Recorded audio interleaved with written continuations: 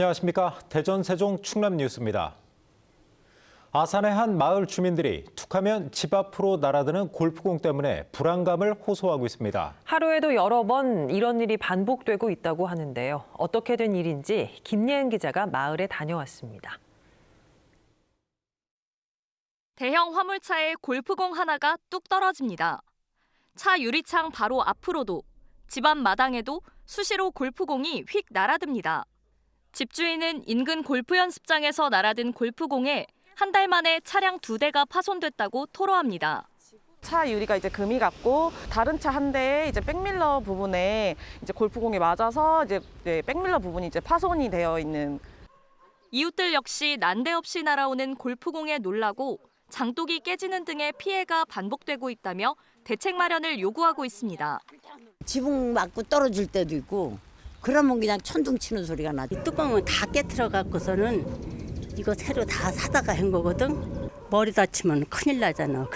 여기는 골프 연습장과 5m 정도 떨어져 있는 주택입니다. 한눈에 보기에도 꽤 많은 골프공들이 나뒹굴고 있는데요.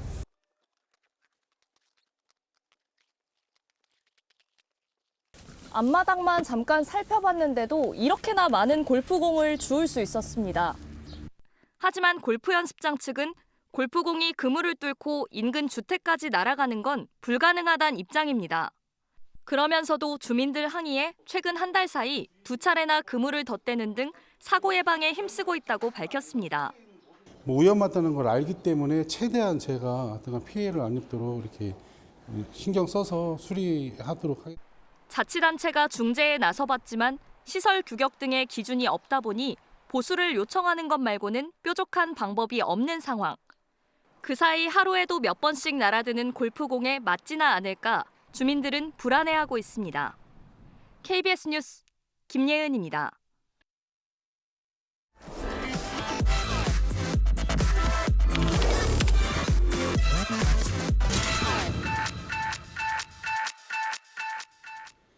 오는 20일은 장애에 대한 이해를 높여 차별 없는 세상으로 만들자는 취지로 제정된 장애인의 날인데요.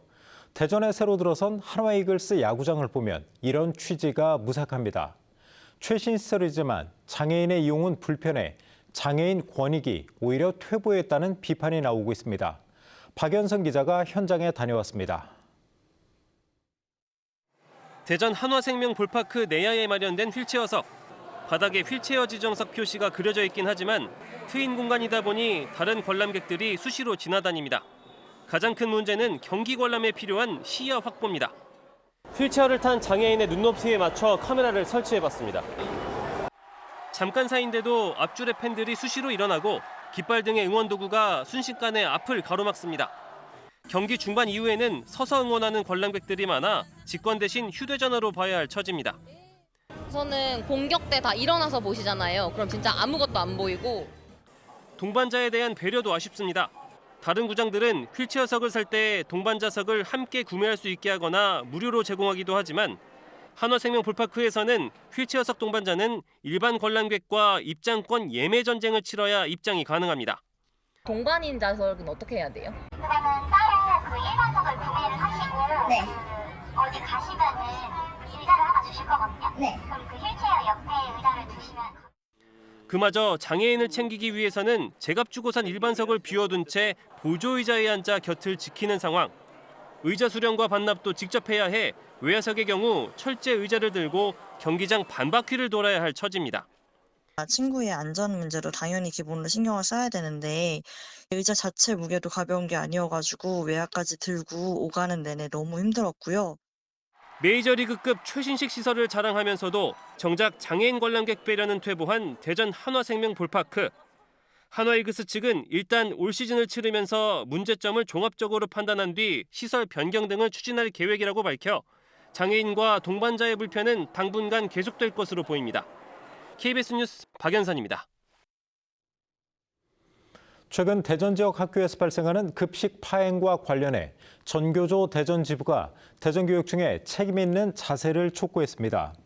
전교조는 교육청과 학교 비정규직 연대회의 간 교섭이 지난 연말 결렬된 이후 지난 2월 연대회의가 준법 투쟁에 돌입하면서 급식 파행이 반복되고 있다며 이 때문에 학생 건강권이 위협받고 교사들의 교육 활동에도 지장이 있다고 지적했습니다.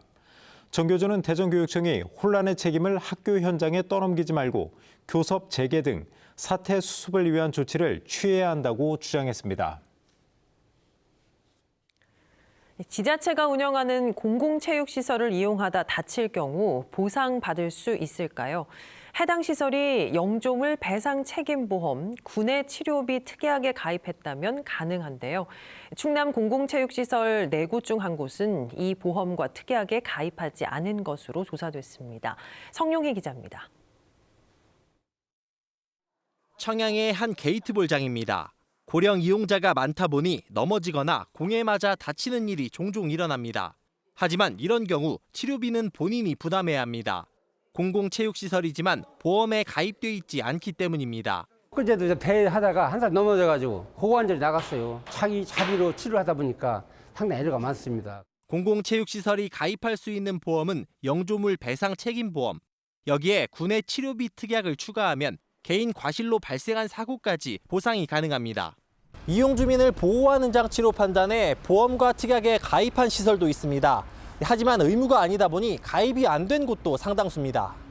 실제로 충남 공공체육시설 2,030여 곳 가운데 235곳은 보험 가입이 안 돼 있고 가입하고 특약을 추가하지 않은 경우도 260곳으로 조사됐습니다.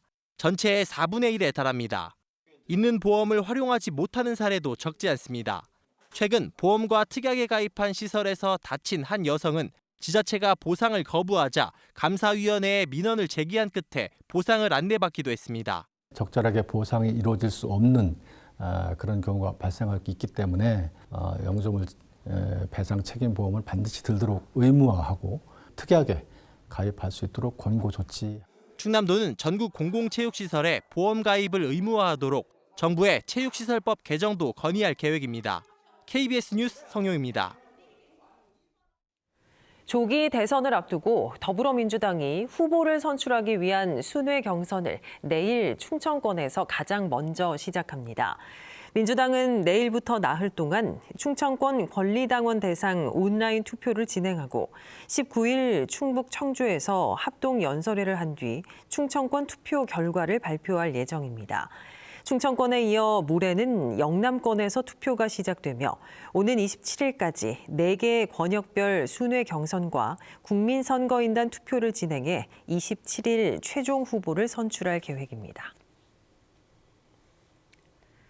조기 대선 출마를 선언한 이철우 경북지사가 국회 세종의사당을 즉시 착공하고 대통령실을 충남으로 이전하는 방안을 검토하겠다고 밝혔습니다. 이 지사는 오늘 충남도청을 방문한 자리에서 지방 분권은 권력 구조 자체를 바꾸는 일이라며 이같이 말했습니다.